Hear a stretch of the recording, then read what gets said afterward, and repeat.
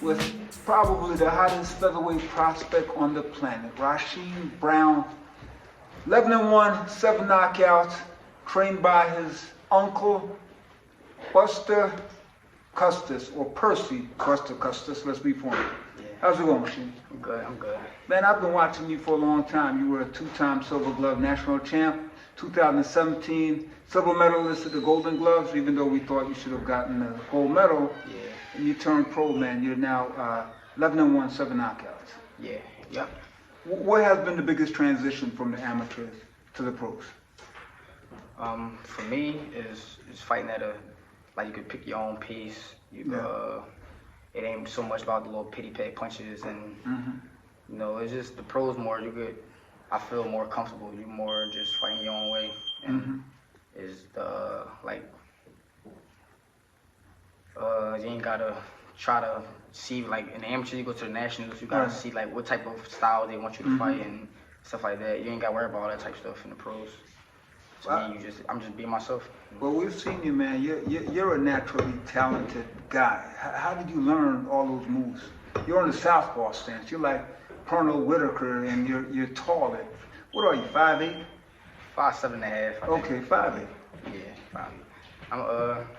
I learned from my uncle and just watching. I was the youngest out of everybody that you see on the back of the wall that started out when the gym opened. I'm just like the last generation, so I just watched all of them as a baby coming up. So I learned a lot of stuff from actually getting taught and by just watching all the time. So it's like I've just always been around boxing. You've been around boxing since a kid. What are you now, 23, 24? 24. 24, oh man. Yeah. Man. And coming up, who did you watch most in the gym? Because this gym was packed with a lot of pros and I can't even pick one person. Like it's been so many people. I watched all of them for real. Like coming from Dafir Smith, Dafir Smith. I know Dafir's over there. You better mention Dafir. Dafir Smith, Yusuf Mack. Y'all had Julian Williams, J-Rock, and Stephen Fulton, Steve Cunningham, Hank oh my God, Dynamite, Carl Dargan. Yes. His brother was Sharp, Mike Dargan. So you were like a kid in a candy store. Yeah. Like after I get done training, I was still like, my mom would start fussing with my uncle sometimes. It'd be a school night and I won't leave the gym till like 9 at night sometimes. Probably like, I'll probably get in here like 3 o'clock and be in here like 6 hours sometimes. Just being here, listening to them and watching everybody, all the pros, all the top amateurs at the time. Just watching them and just getting all the information. I mean, I remember the first time I saw you. I mean, you were a teenager. I mean, you had all the moves. You fought like a pro. Yeah, everybody say that. Fast hands, fast feet. You were setting people up. I mean. Yeah, that's how my uncle trained people anyway. Okay. He never really trained people like an amateur style, just throwing a lot of punches, unnecessary punches. As I was 7 years old, I had a pro style when I first started learning how to fight. Man. I didn't know. That's just how I was taught. I didn't know nothing about no pro style or amateur style. That's just how I was taught to fight. But I did notice it was different than everybody else that was my age at the time. Oh yeah, you had a pro style, and I've been hearing some really great things. You've been sparring with Prince Octopus Donnie, the number 7 ranked super bantamweight contender. Yeah, you guys been going at it like Tommy Hearns and Ray Leonard then. Yeah, that was good work. We sparred about 3 times. Yeah, we both got fights coming up this month, so he's fighting like the week after me, I think. Yeah, when do you fight again? My fight is April 14th. April 14th. It's going to be here. Here, yep. Locally, right? Yep, April right 14th. in Philadelphia. Man, I'm looking forward to that fight. Me So, too. what's your plan? I know you've mapped it out. What's your plan for the next year and the next 2 years? My next year right now is to get back. Right now I'm getting back because I've been laid off like a year and some change. Yes.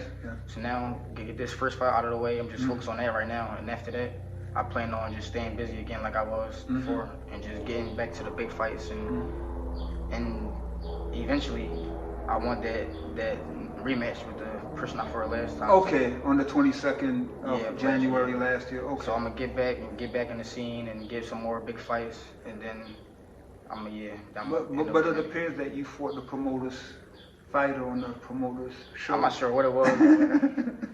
It happened, whatever it was. It happens. Yeah, and I mean, I just know he was the better fighter that night, but I know I'm the better fighter for real. Okay.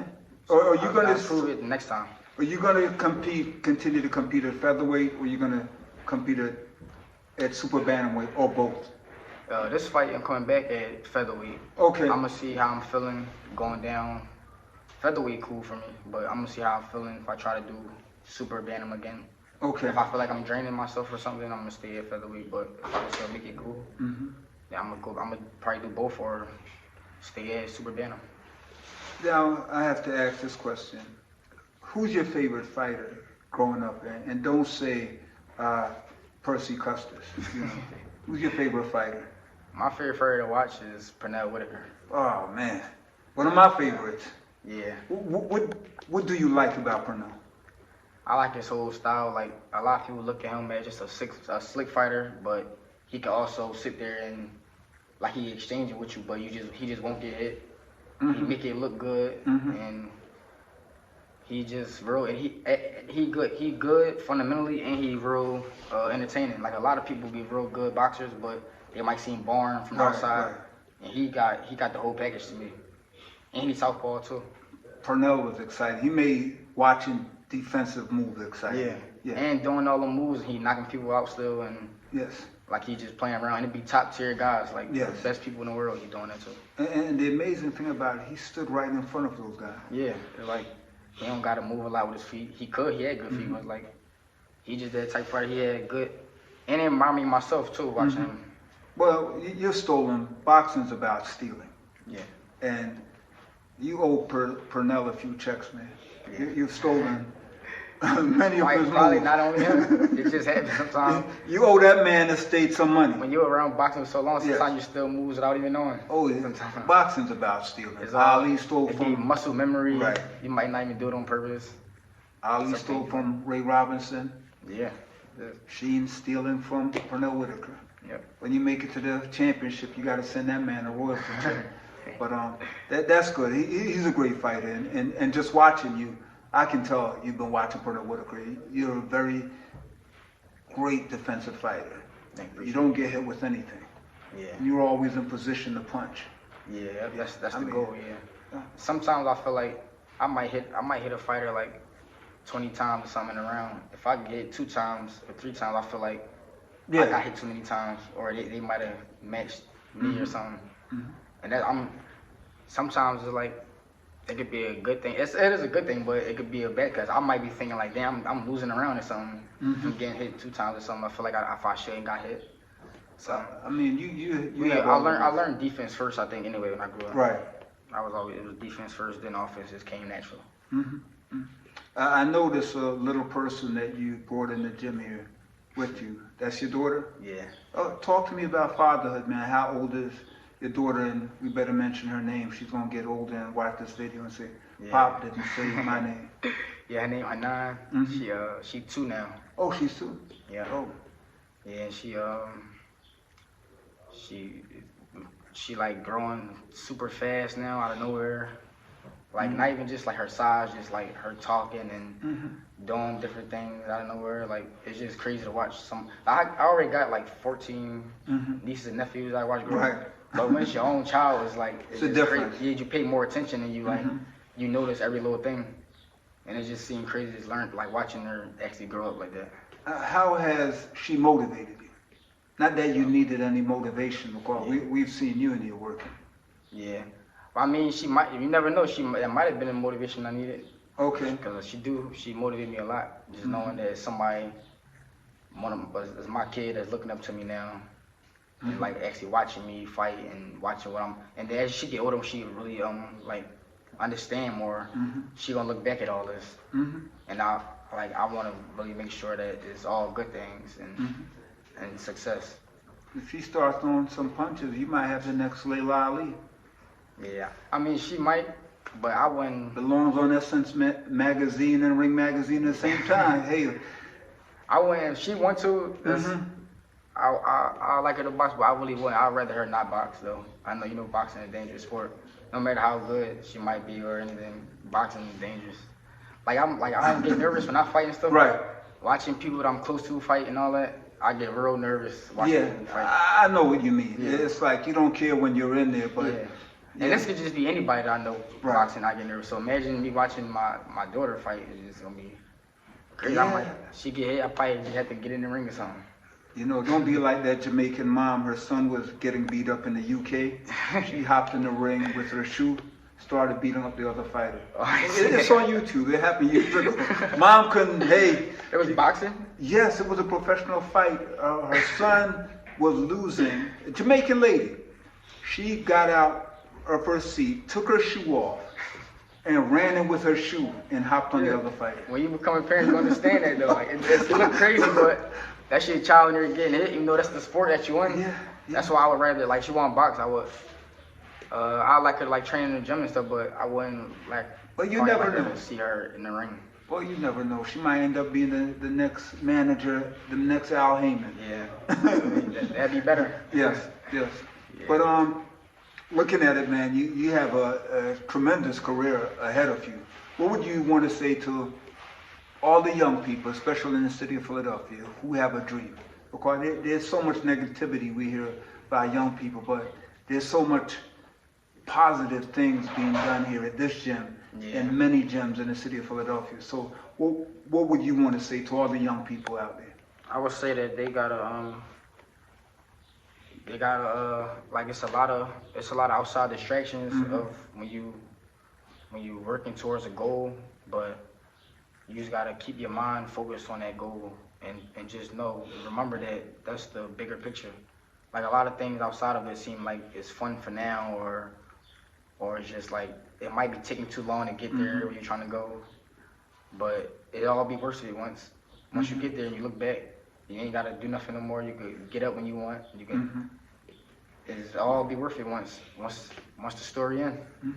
But then, and another thing is like a lot of things like negativity get noticed, but it's a lot of positive things too that just that be unnoticed.